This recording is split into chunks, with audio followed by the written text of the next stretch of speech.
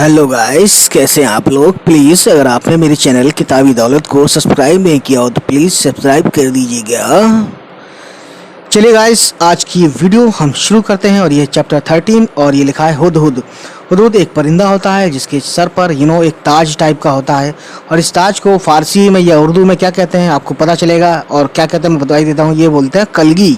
ठीक है, चलिए फिर शुरू करते हैं कहानी को पढ़ना। You know that very well. एक बार सुलेमान नाम के बादशाह आकाश में उड़ने वाले अपने उड़न खटोले पर बैठे कहीं जा रहे थे।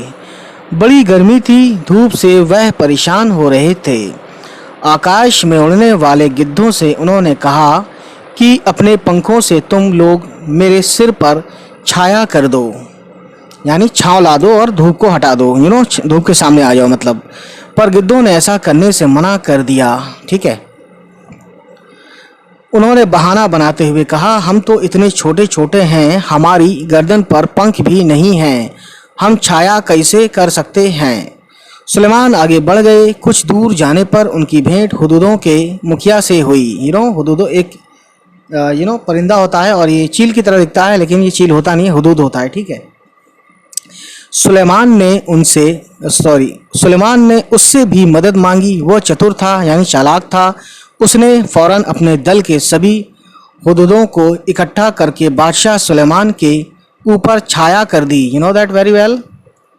ठीक है, सुलेमान बोले, मैंने गिद्धों से भी मदद मांगी थी, वे मेरी मदद कर सकते थे पर उन्होंने मेरी मदद नहीं की।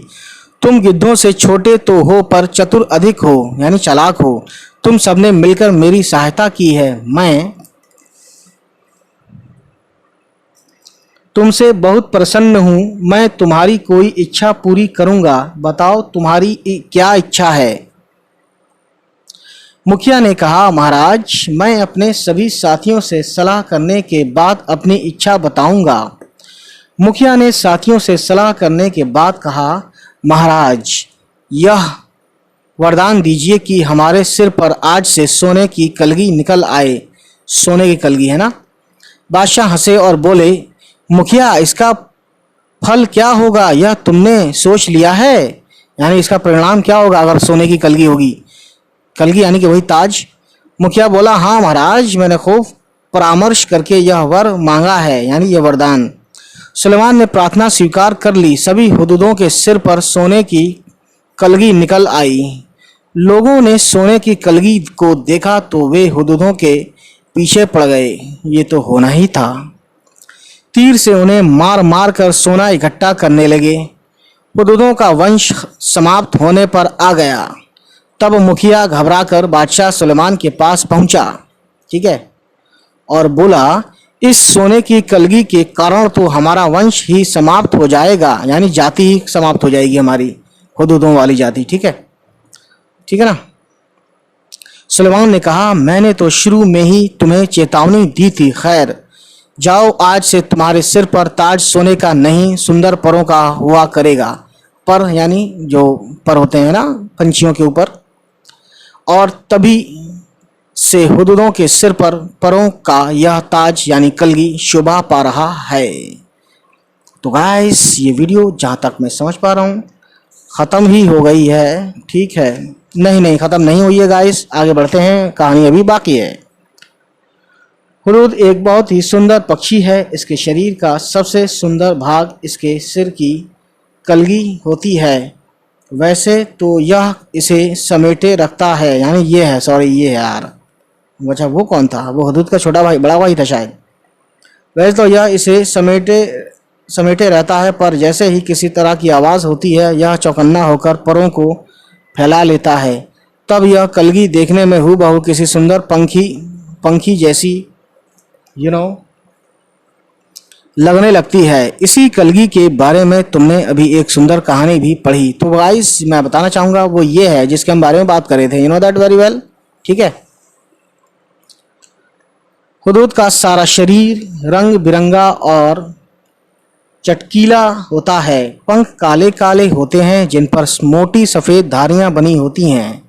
गर्दन का अगला हिस्सा बादामी रंग का होता है। चोटी भी बादामी रंग की होती है, मगर उसके सिरे काले और सफ़ेद होते हैं। दुम का भीतरी हिस्सा सफ़ेद और बाहरी हिस्सा काले रंग का होता है।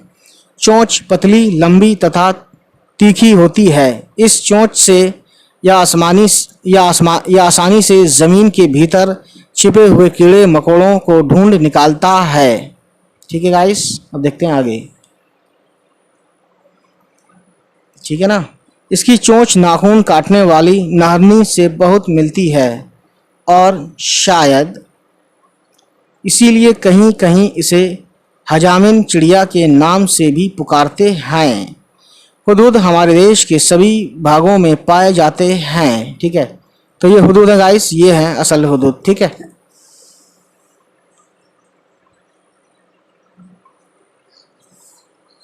तुमने इसे अपने घर के आसपास अपनी तीखी चोंच से जमीन खोदते हुए अवश्य ये लिखा है देखा। ठीक है, होगा। बोलते समय यह 3 बार हुप हुप हुप सा कुछ कहता है, इसीलिए इसे है ना अंग्रेजी में हुप ऊ कहा जाता है। हिंदी में इसे हुदहुद कहते हैं। दूब में कीड़ा ढूंढने के कारण हमारे देश में कहीं कहीं इसे पदुबिया भी कहते हैं और सुंदर कलगी की वजह से कुछ देशों में लोग इसे शाह सुलेमान कहकर पुकारते हैं। मादा हुदहुद यानी जो फीमेल होती है, और सॉरी हाँ फीमेल, हाँ मादा हुदहुद 3 से 10 तक अंडे देती है। जाहिर है अंडे तो वही देगी जो फीमेल होगी, नो दैट वेरी वेल। जब तक बच्चे अंडे से बाहर नहीं निकल जाते वह अंडों पर बैठी रहती है, हटती नहीं। नर वहीं भोजन लाकर उसे खिला जाता है, पर दोनों में से कोई भी घोंसले की सफाई नहीं करता। संसार के विख्यात पक्षियों में यानी मशहूर पक्षियों में से एक है यह हुदहुद। यह अपनी सुंदरता के लिए तो मशहूर है, पर इसे पालतू नहीं बनाया जा सकता और ना ही इसकी बोली में मिठास है। You know that very well guys. तो गाइस हमने आज पढ़ा हुदहुद के बारे में, और ये जो था जो मैं बता रहा था ताज, ये ताज जो था ये था एक तरह से ये मतलब गिद्ध है, ये गिद्ध, और ये गिद्ध के ऊपर ताज नहीं होता है ना, बस ये दिखा दिया गया है कि सोने का ताज। तो गाइस चलिए फिर मिलते हैं आपसे, और होगी फिर किसी नेक्स्ट वीडियो में हमारी आपसे मुलाकात। तब तक खुश रहें, आबाद रहें, बाय बाय, टेक केयर।